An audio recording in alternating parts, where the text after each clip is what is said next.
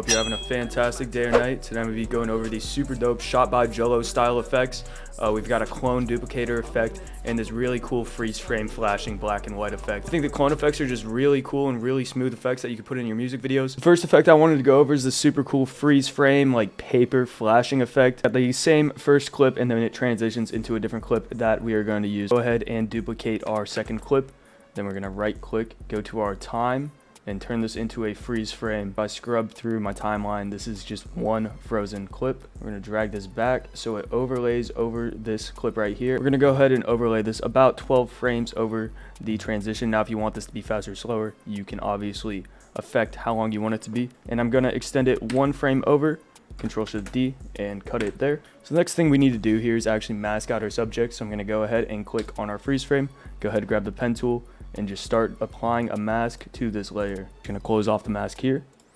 So now you can see that we have our freeze frame and our subject is actually completely masked out. If I play that back, it's just going to be our subject, and flip over to the next frame. Right click this and pre-compose this. We're going to move all attributes and hit OK. Trim the clip so it is the length of how long we want it. Going to go ahead and trim it here. So now we've got our clip and it is pre-composed. Click on our pre-composed layer and click the pen tool. Now this is where we start getting the paper pop-in animation. So on the first frame, we're just going to make it just a tiny bit showing. So now you can see we only have a little bit of his leg showing. We're going to go to our pre-composed layer and go to our mask path and set a keyframe for that. I'm actually going to go back and set a keyframe on the first frame. We're going to click on the mask expansion and we're just going to extend this up so that he is popping in more. Now we're going to go forward another frame and do the exact same process. We have 1, 2, 3. Now I'm going to go 4, 5, 6, 7. And the frame before this, I'm going to go ahead and keyframe right here. And then I'm going to go forward and expand it some more so we get most of his body right here. Then I'm going to go forward one more frame and get his full body in frame. So if I play back that animation, we now have him coming in and popping through to the next scene. So already that's a pretty clean transition right there. But if we want to go ahead and stick true to the original SHOTBYJOLO animation, there's a couple more things we can do. We're going to go to the effects and presets and we're going to grab our hue/saturation effect and drag that onto our pre-composed layer. And we're just going to take the master saturation and drag it all the way to 0. So that way it's completely black and white like in the original video. Now in the video it was also flashing, so I'm going to go ahead and grab my sapphire flicker and we're just going to drag that on. So now we have that black and white kind of strobe look. And the final thing he does here is add a shake. Select all of our layers and I'm going to pre-compose them all together. Move all attributes, go ahead and trim the edges, grab Sapphire's shake and drag that on. Now with this, I'm going to keyframe the amplitude, make that around 1.15. I'm gonna go back 3-ish frames, maybe 4, set that to 0. 5 frames, set that to 0. I'm gonna go ahead and turn the motion blur on. And just to adjust it so it's similar to his shake, I'm gonna make the X amp 100. The Y amp 0. Gonna make the tilt amplitude 3.4. Gonna right click these and easy ease them. And there we go. That is the final effect recreated.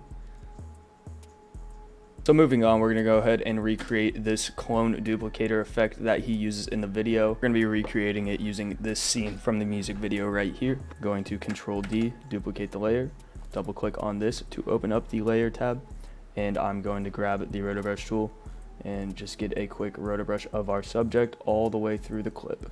Once you've gone all the way through your roto brush, you're going to go ahead and click freeze, and this is going to lock your roto brush in place. Roto brush is now frozen. We can close out of the layer tab, and if we get rid of our background layer, we can see that it is just our roto brush.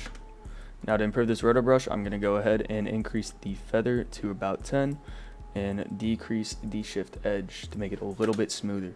So the first thing we're going to want to do is duplicate this layer. This is just to have the original roto brush on top and our clones on the bottom. So we're going to go to this bottom layer below the roto brush.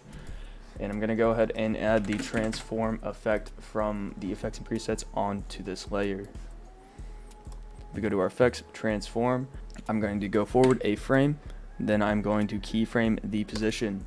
Now I'm going to go over 4 frames and drag our clone out to the left. I'm going to go ahead and turn on motion blur so that it does have motion blur. We now have a clone coming out and popping to the left. Now add another clone by duplicating this layer. I'm going to click on this layer and Control D to add another clone. And we can trim this because he doesn't pop in until this clone is here. I'm going to go ahead to our transform effect. And on this second clone, I'm going to make sure it's underneath our first clone with our second clone. I'm going to go over 5 frames, 1, 2, 3, 4, 5, and I'm going to drag this clone out to the right. Make sure your motion blur is turned on, play that back. We now have 2 clones, one to the left and one coming out of that one going to the right. I'm going to go ahead and go forward 4 frames, 1, 2, 3, 4. And I'm just going to have this bottom clone go to the left so he's kind of behind it. Then I'm going to go to our first clone on top, and I'm going to reset its position to 960 so it goes completely inside of our subject. On the original clone and all of the clones, I'm going to highlight all of the keyframes and easy ease them, and this is just going to make it a little bit smoother. So now I'm going to go to our bottom clone and duplicate that. I'm going to trim it because this is where it needs to start. Just going to go out a couple frames and go to the transform and make that position out to the right. Now make sure this is our bottom layer. So go ahead and move them to the bottom. Gonna adjust it a little bit so it's more like the first one. Now I'm gonna duplicate this, or I'm going to extend it out 2 more frames, and I'm just going to put our keyframe on here and drag this out a little bit more.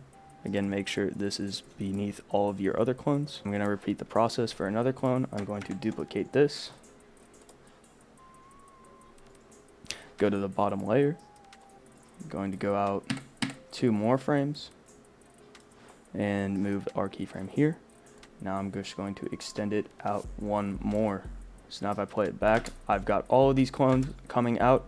Now we just need to make them come back in. I'm gonna go out a little bit and reset the position on all of the clones to 960 to make them all go back in. So just go through all of them on the exact same frame and make them all go back to 960 on the same frame. So playing that back, we have a very similar effect to what Jolo had, and the only thing we are missing is the camera movement, and that can be edited very easily. So closing up all these layers, I'm just going to select all of them and right click, pre-compose, and move all attributes to the new composition. As you can see, I've gone ahead and added some zooms and some movement keyframes with the transform. So if I just go ahead and turn this on, you can see we get a very similar effect to what is in the actual music video. But yeah, guys, that's how you can create these super cool shot by Jolo style effects, the clone duplicator, and the mask out effect. If you guys did end up enjoying this video, please drop a like and a sub. It really does mean a lot to me. I just want to say thank you guys so much for 500 subscribers. Channel's been really blowing up recently, and it's just been so much love from you guys. So I want to just keep on grinding, keep on putting content out for you guys. Got some exciting things about to come out, and yeah, so just stay tuned for that. I'll see you guys in the next one later.